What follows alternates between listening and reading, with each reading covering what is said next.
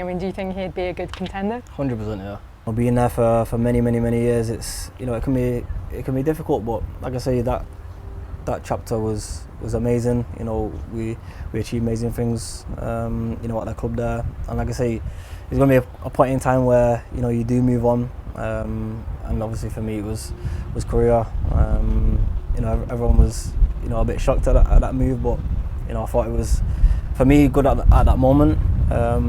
Just to get away for a little bit and just to clear my mind and concentrate on football a little bit, and like I say, chapters move on, and I'm here, and like I say, it's I've had a different path to a lot of people, but I'm different anyway, regardless. So I'd like to explore and try new things. So that's why I'm here. Do you still keep in touch with quite a lot of the people you played with at United? A little bit, yeah. I think it's always important to keep in touch to old friends, and Bruno's been big in that, to be honest.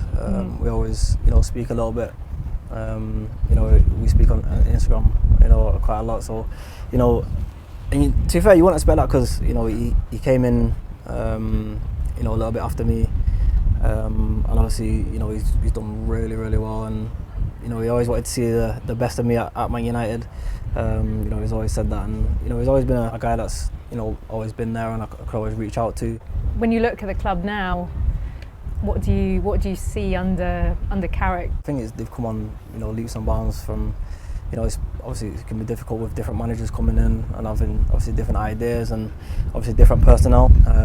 But I think now they're really on the right track with Michael. Obviously, I know him from my United days, so I know how he operates, and the lads are doing really well under him.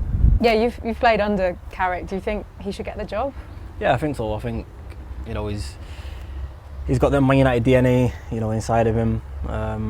He knows the in and outs of the club. And like I say, they're on the right track at the moment. So, for me, I think so. Yeah, the lads have taken to him really well. They're winning a lot of games.